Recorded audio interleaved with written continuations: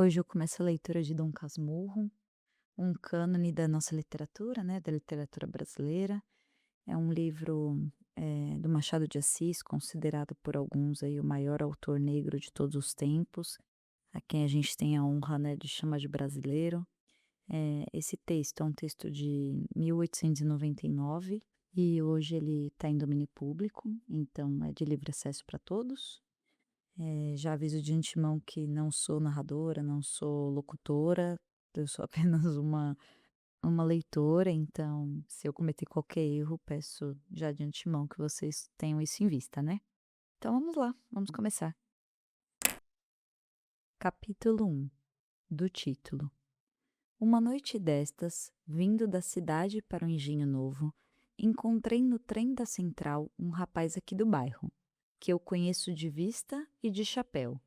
Cumprimentou-me, sentou-se ao pé de mim, falou da lua e dos ministros e acabou recitando-me versos. A viagem era curta e os versos pode ser que não fossem inteiramente maus. Sucedeu, porém, que eu, como estava cansado, fechei os olhos 3 ou 4 vezes.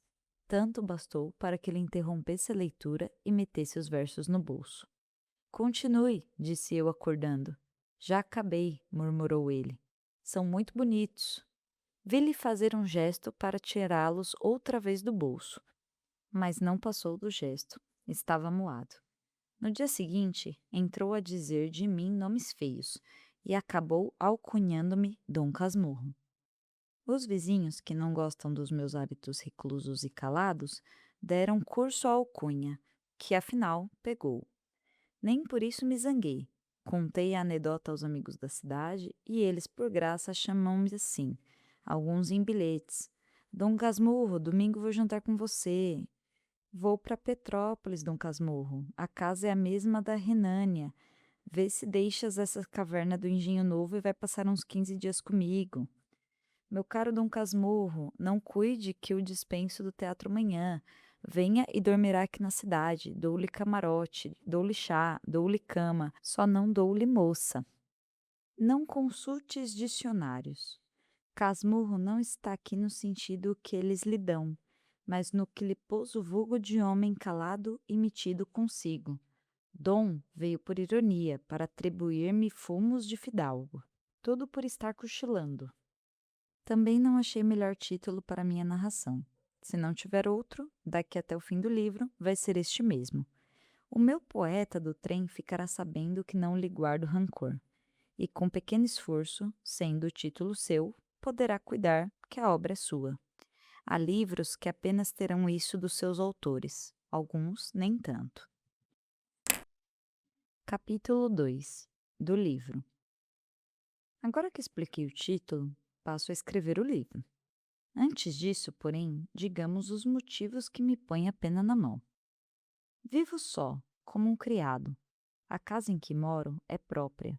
Fila a construir de propósito, levado de um desejo tão particular que me veste a imprimi-lo, mas vai lá. Um dia, há bastantes anos, lembrou-me reproduzir no Engenho Novo a casa em que me criei na antiga rua de Mata-Cavalos, dando-lhe o mesmo aspecto e economia daquela outra que desapareceu. Construtor e pintor entenderam bem as indicações que lhe fiz. É o mesmo prédio assobradado, 3 janelas de frente, varanda ao fundo, as mesmas alcovas e salas. Na principal destas, a pintura do teto e das paredes é mais ou menos igual, umas grinaldas de flores miúdas e grandes pássaros que as tomam nos bicos, de espaço a espaço. Nos 4 cantos do teto, há as figuras das estações, e ao centro das paredes, os medalhões de César Augusto, Nero e Massinissa, com os nomes por baixo. Não alcanço a razão de tais personagens. Quando fomos para a casa de Mata-Cavalos, já ela estava assim decorada. Vinha do decênio anterior.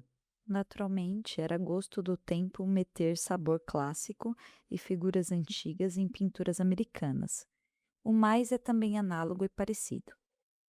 Tenho chacarinha, flores, legume, uma casuarina, um poço e lavadouro. Os louça velha e mobília velha. Enfim, Agora, como outrora, há aqui o mesmo contraste da vida anterior, que é pacata, com a exterior, que é ruidosa. O meu fim evidente era atar as duas pontas da vida e restaurar na velhice a adolescência. Pois, Senhor, não consegui recompor o que foi nem o que fui. Em tudo, se o rosto é igual, a fisionomia é diferente. Só me faltassem os outros. Um homem consola-se mais ou menos das pessoas que perde. Mas falto eu mesmo, e essa lacuna é tudo. O que aqui está é, mal comparando, semelhante à pintura que se põe na barba e nos cabelos, e que apenas conserva o hábito externo, como se diz nas autópsias. O interno não aguenta tinta. Uma certidão que me desse 20 anos de idade poderia enganar os estranhos, como todos os documentos falsos, mas não a mim. Os amigos que me restam são de data recente. Todos os antigos foram estudar a geologia dos Campos Santos. Quanto às amigas, algumas datam de 15 anos, outras de menos, e quase todas creem na mocidade. Duas ou três fariam crer nela aos outros, mas a língua que falam obrigam muitas vezes a consultar os dicionários, e tal frequência é cansativa. Entretanto, vida diferente não quer dizer vida pior, é outra coisa.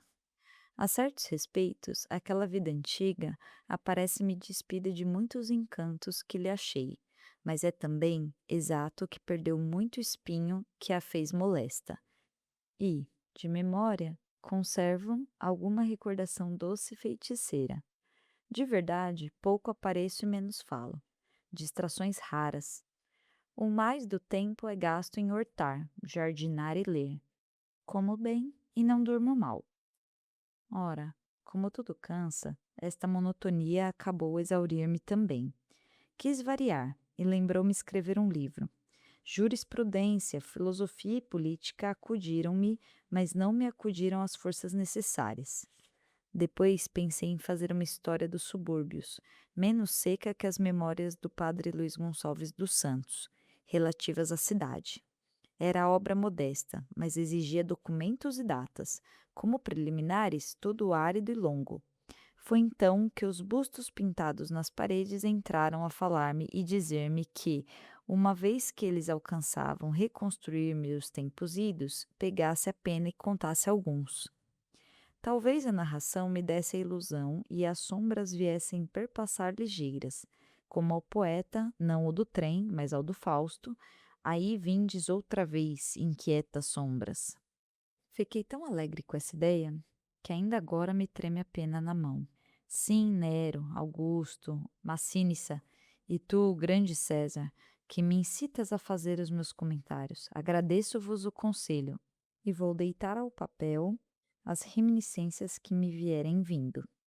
Deste modo, viverei o que vivi, e assentarei a mão para alguma obra de maior tomo.